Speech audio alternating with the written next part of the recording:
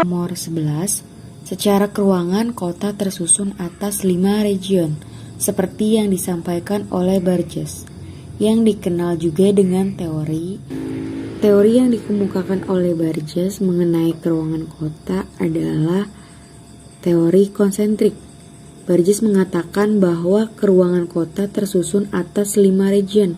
Nah, seperti gambar di samping, yang pertama ada satu atau wilayah 1 itu CBD atau Central Business District atau inti kota. Kemudian ada nomor 2 kawasan pabrik, ketiga zona pemukiman kelas rendah, 4 zona pemukiman kelas menengah, dan 5 zona pemukiman kelas tinggi. Lanjut nomor 12, jika yang berusia 15 sampai 64 tahun adalah 2000 orang di antara 2500 penduduk, maka angka beban tanggungan daerah itu adalah, yang pertama yang diketahui dari sini ada penduduk yang berusia 15 sampai 64 tahun itu 2000 orang penduduk. Kemudian sisanya itu berarti usia antara 0 sampai 14 atau 65 tahun ke atas atau orang yang berusia non produktif. Nah, untuk mencari beban ketergantungan atau rasio ketergantungan, rumusnya itu DR atau dependency ratio atau rasio beban tanggungan sama dengan jumlah penduduk usia 0 sampai 14 tahun ditambah jumlah penduduk usia 65 tahun ke atas dibagi dengan jumlah penduduk usia 15 sampai 64 tahun. Kemudian dikali 100. Nah, tinggal dimasukkan saja angka-angka tadi. Jumlah penduduk usia 14 sampai 65 tahunnya tuh sisa dari yang 2000 tadi, karena yang 2000 tadi kan usia 15 sampai 64. Jadi di atas kita tulis 500 kemudian dibagi dengan 2000 dikali dengan 100. Maka hasilnya 25. Jadi jawabannya yang B. Oke, lanjut nomor 13.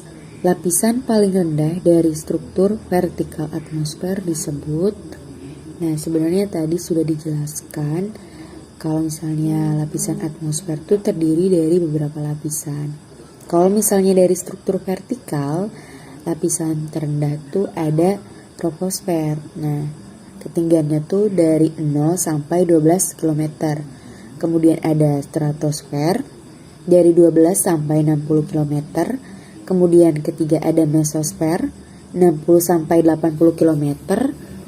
Kemudian ada keempat termosfer 80 sampai 100 km.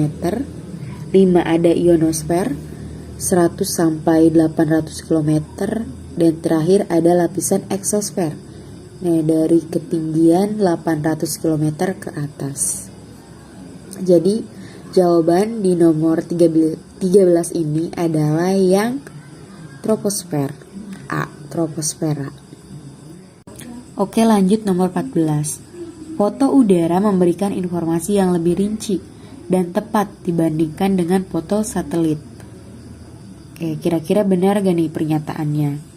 Kemudian sebab foto udara skalanya lebih besar bila dibandingkan dengan skala foto satelit. Nah, apakah benar sebabnya? Nah, dari informasi tersebut, kalau misalnya foto udara tuh benar, dia lebih detail daripada citra satelit karena skala foto udara tuh lebih besar dibandingkan citra satelit. Nah, jadi keduanya nih benar, pernyataannya benar, kemudian sebabnya benar, dan keduanya berhubungan. Jadi jawabannya yang A.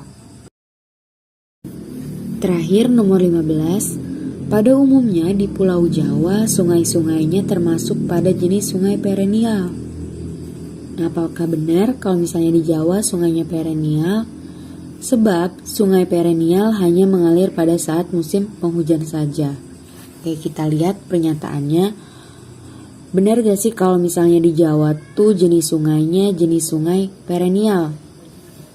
Nah, kalau misalnya di Jawa Nah, kebanyakan jenis sungainya tuh bukan perennial. Nah, kalau misalnya perennial kan berarti jenis sungainya permanen.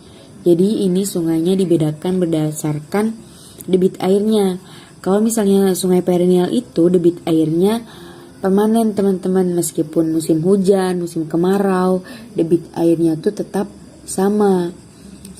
Nah, biasanya tuh bisa ditemukan di daerah Kalimantan atau Sumatera kalau misalnya yang perennial. Nah, sedangkan di Jawa jenis sungainya tuh periodik. Kalau sungai periodik ini biasanya memiliki debit air besar pada musim penghujan saja. Sedangkan kalau misalnya pada musim kemarau debit airnya kecil. Nah, itu jadi pernyataannya salah. Oke, kemudian sebabnya. Sungai perennial hanya mengalir pada saat musim penghujan saja. Nah, salah ya, karena tadi sudah dijelaskan kalau misalnya sungai perennial itu sungai yang permanen. Jadi mau musim penghujan, kemarau, debit airnya tetap sama. Kalau misalnya sungai yang mengalirnya pada saat musim hujan saja itu namanya sungai episodik. Nah, jadi debit airnya tuh hanya ada ketika musim hujan saja. Nah, itu dia. Tadi jenis sungai berdasarkan debit airnya bisa kita ketahui ada 3. Ada sungai perennial, periodik, dan episodik.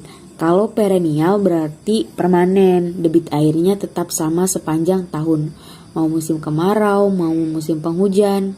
Kemudian ada sungai periodik. Kalau periodik tuh sungainya memiliki debit airnya besar pada musim hujan, tapi kalau musim kemarau kecil debit airnya. Ketiga ada episodik. Kalau misalnya episodik ini debit airnya hanya ada pada musim hujan saja. Nah, itu dia. Jadi dua-duanya salah. Kalau dua-duanya salah berarti yang E.